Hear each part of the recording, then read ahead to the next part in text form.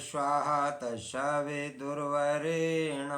भर्गो देवस्य धीमहि धियो यो नः प्रचोदयात्। ओम परमात्मने नमः।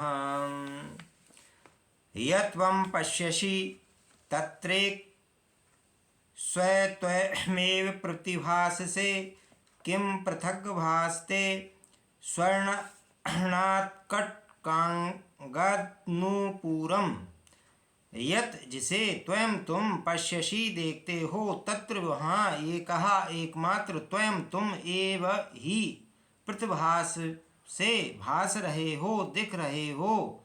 किम क्या पृथक अलग भासते दिखाई देता है या देते हो।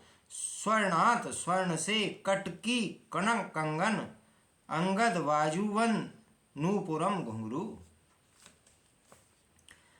तुम्हें जो कुछ भी दिखाई पड़ रहा है वह सब तुम्हारा ही स्वरूप है।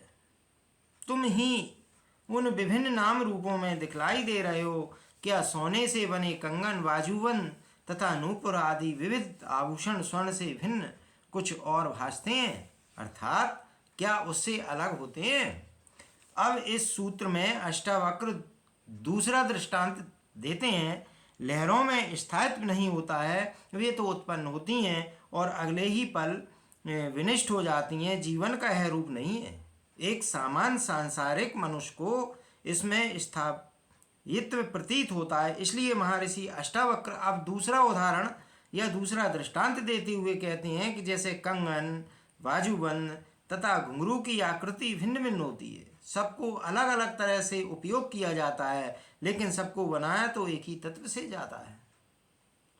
यह है स्वर्ण, और वही स्वर्ण सब आभूषणों में है। नाम और रूप की भिन्नता से स्वर्ण में भिन्नता नहीं होती। वैसे ही इस जगत के सभी जीवों में आत्मा ही मूल तत्व है। सब उसी की आकृतियां मात्र हैं, इसलिए आत्मा में कोई अंतर नहीं होता है। अष्टावक्र जनक से कहते हैं कि चूंकि तू आत्मा ही है, अतः संसार के सभी पदार्थों में तू ही दिखलाई पड़ता है। यह भेद जो नजर आता है वह शरीरों का है, आकृतियों का है। अन्यथा फूल और कांटे, मनुष्य तथा पशु पक्षी सभी में वह एक ही मूल तत्व विद्यमान है। इन रूपों के भीतर जो अरूप छिपा हुआ है वही तत्व मूल है।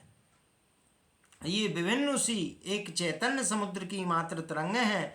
अंदर जो छिपा हुआ समुद्र है वही इन सब का मूलाधार है। ऐसा समझ लेने पर ही उपद्रव शांत होकर परम शांति की प्राप्ति होती है।